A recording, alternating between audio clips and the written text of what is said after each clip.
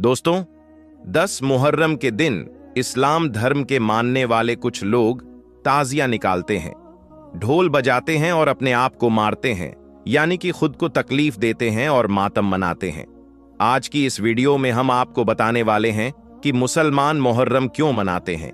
इस दिन यानी कि 10 मुहर्रम के दिन आखिर ऐसा क्या हुआ था कि जिसकी वजह से मुसलमान 10 मुहर्रम के दिन मातम मनाते हैं। और यही नहीं, साथ ही हम आपको ये भी बताने वाले हैं कि इस्लाम में ताजिया की शुरुआत कब और कैसे हुई। सबसे पहला ताजिया कब और कहां पर निकला, जानकर आप भी हैरान रह जाओगे। इसलिए आज का ये वीडियो आप सभी के लिए बहुत ही ज्यादा खास है। आप इसको आखिर तक जरूर देखें और आप सबसे ये गुजारिश है कि आप इस वीडियो को लाइक करें या ना करें, मगर मेहरबानी करके इसे शेयर जरूर कर दें ताकि ये जानकारी और भी लोगों के पास में पहुंच जाए। तो चलिए दोस्तों, शुरू करते हैं। दोस्तों, सबसे पहले तो हम आपको बता दें कि 10 मुहर्रम के दिन हजरत इमाम हुसैन को और आपके छोटे छोटे बच्चों को करबला के मैदान में भूखा प्यासा शहीद कर दिया गया था, जिनकी याद में यानी कि हजरत इमाम हुसैन की शहादत को याद रखते हुए 10 मुहर्रम के दिन मुसलमान मातम मनाते हैं। हजरत इमाम हुसैन अल्लाह के प्यारे नबी हजरत मोहम्मद सल्लल्लाहु वसल्लम के नाती थे, यानी कि हजरत इमाम हुसैन आपकी प्यारी और लाडली बेटी हजरत फातिमा के बेटे थे, जिनको 10 मुहर्रम के दिन करबला के मैदान में 3 दिन तक भूखा प्यासा रखकर शहीद कर दिया गया था। उस वक्त हजरत इमाम हुसैन के साथ में उनके घर के छोटे छोटे बच्चे और औरतें भी थीं, उन सबको भी शहीद कर दिया गया था। दोस्तों, मुहर्रम के इतिहास को गहराई से समझने के लिए हमें तारीख के उस हिस्से में चलना पड़ेगा जहां से इस जंग की शुरुआत हुई थी। दोस्तों, ये उस वक्त की बात है जब इस्लामी खिलाफत यानी कि खलीफा का राज हुआ करता था। खलीफा उस वक्त दुनिया में तमाम मुसलमानों का प्रमुख नेता हुआ करता था। अल्लाह के प्यारे नबी हजरत मोहम्मद सल्लल्लाहु अलैहि वसल्लम के फरमान पर 4 खलीफा चुने गए थे। ये खलीफा हमेशा ही लोगों की राय के हिसाब से चुने जाते थे। खिलाफत के तकरीबन 50 साल के बाद इस्लामी दुनिया में घोर अत्याचार का दौर आ गया था, क्योंकि उस वक्त सीरिया के गवर्नर यजीद ने धोखे से अपने आप को खलीफा घोषित कर दिया था, जो कि एक बहुत ही जालिम और बुरा इंसान था। उसके काम करने का तौर तरीका ठीक बादशाहों के जैसा था। वो लोगों पर तरह तरह के जुल्म और सितम किया करता था, अत्याचार करता था, इस्लाम के कानून कायदों से हटकर काम करता था। इसलिए हजरत इमाम हुसैन यानी कि अल्लाह के प्यारे नबी के नाती ने उस जालिम यजीद को खलीफा मानने से इनकार कर दिया था। इस बात से नाराज होकर जालिम यजीद ने अपने लोगों को हुक्म देकर भेजा कि जाओ उस हुसैन के पास और जाकर उससे कह दो कि या तो वो मेरे आदेश का पालन करे, और अगर मेरी बात को वो नहीं मानता है तो उसकी गर्दन काटकर मेरे पास में ले आओ। अपने आका का हुक्म पाकर यजीद के लोग हजरत इमाम हुसैन के पास में पहुंचे और यजीद की बात मानने के लिए कहने लगे।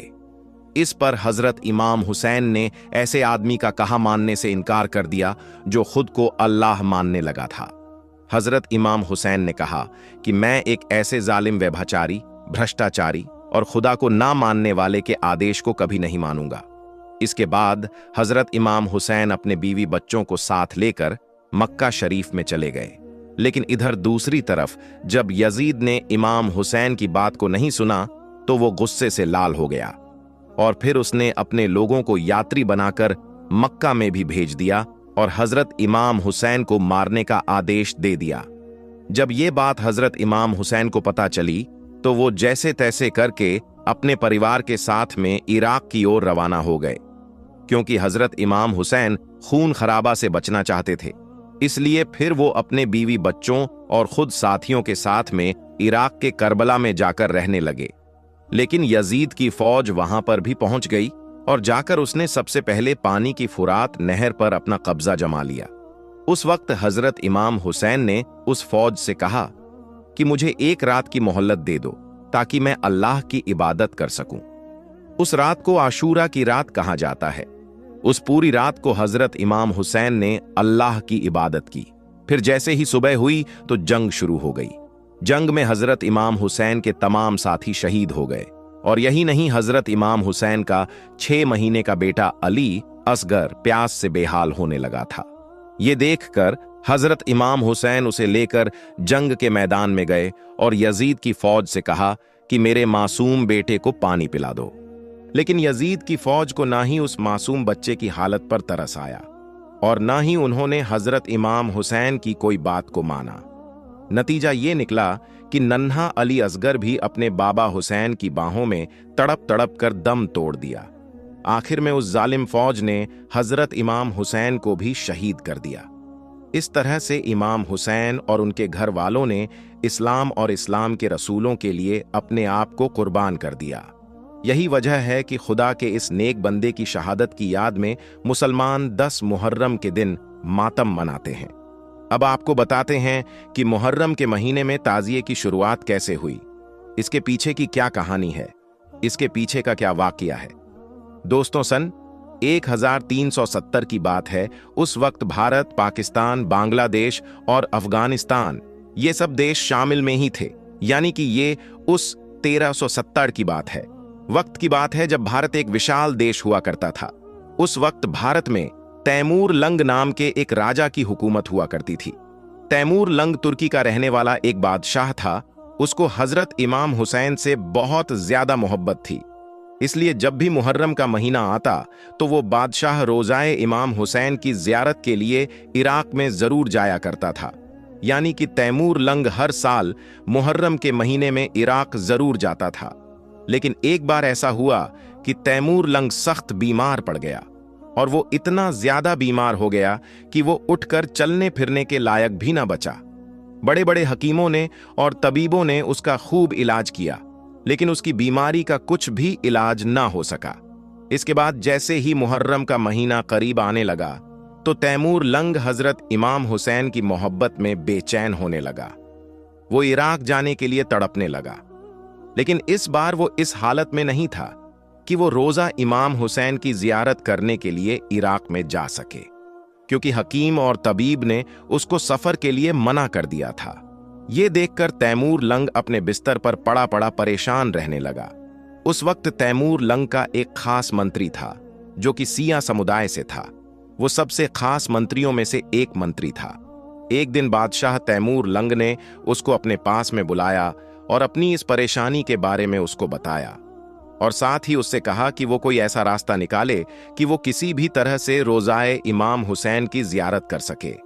बादशाह की इस परेशानी को देखकर फिर उस सिया मंत्री ने अपने तमाम आवाम में ऐलान करवा दिया कि जो भी कोई रोजा इमाम हुसैन की शक्ल में, यानी कि जो भी कोई उसका हूबहू नक्शा बनाकर लाएगा, उसको बादशाह की तरफ से एक बहुत बड़ा इनाम दिया जाएगा।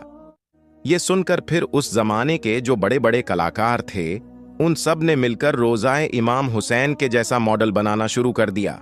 इसके लिए उन्होंने बांस की लकड़ियों का इस्तेमाल किया। आखिरकार उन्होंने बांस की लकड़ियों को जोड़ जोड़ कर रोजाए इमाम हुसैन के जैसा नक्शा बना दिया। फिर उसको खजूर के पत्तों से और दूसरी चीजों से सजाया गया। आखिर में जब यह मॉडल पूरी तरह से बनकर तैयार हो गया तो फिर उसको बादशाह तैमूर लंग के सामने पेश किया गया। रोजाए इमाम हुसैन का मॉडल देखकर बादशाह बहुत खुश हुआ, इसलिए फिर बादशाह ने उन कलाकारों को बहुत सारा इनाम दिया। हम आपको बता दें कि ये बात सन 1370 की है। उस दिन पहली बार यहां ताजिया बनकर तैयार हुआ था। जिन ताजियों को आज हम और आप देख रहे हैं, उनकी शुरुआत उसी दिन से हुई थी। दोस्तों, इसके बाद तैमूर लंग के उस ताजिये की चर्चा दूर दूर तक होने लगी और यही नहीं, रशिया और चाइना के कई हिस्सों में भी ये बात फैल गई। इसके बाद जिन लोगों को हजरत इमाम हुसैन से सच्ची मोहब्बत थी, वो सब लोग इस ताजिया की जियारत करने के लिए आने लगे।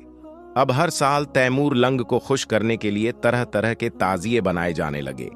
मगर हम आपको बता दें कि तैमूर लंग का ये काम ज्यादा दिनों तक नहीं चल सका, क्योंकि एक दिन अचानक ही बादशाह की मौत हो गई। लेकिन तब तक ताजिया बनाने का ये रिवाज पूरे भारत में नहीं बल्कि दुनिया के कई और हिस्सों में भी फैल चुका था। इसके बाद धीरे धीरे भारत का बंटवारा होने लगा। भारत, पाकिस्तान, बांग्लादेश और अफगानिस्तान ये सब देश अलग अलग हो गए, मगर ताजिया बनाने का रिवाज वैसे ही चलता रहा। यही वजह है कि इन देशों में आज भी मुहर्रम के महीने में ताजिया बड़ी धूमधाम के साथ में निकाला जाता है। हम आपको बता दें कि ताजिया निकालने का ये रिवाज भारत से ही शुरू हुआ था, इसीलिए आज भी ये रिवाज भारत के आसपास में फैला हुआ है, यानी कि इन्हीं देशों में सिर्फ ये ताजिया निकाला जाता है। इसके अलावा सऊदी अरब समेत किसी भी इस्लामिक देश में ये ताजिया नहीं निकाला जाता है। उम्मीद करता हूं कि आज की हमारी ये जानकारी आपको पसंद आई होगी। हम मिलेंगे आपको अगली वीडियो में, तब तक के लिए अल्लाह हाफिज।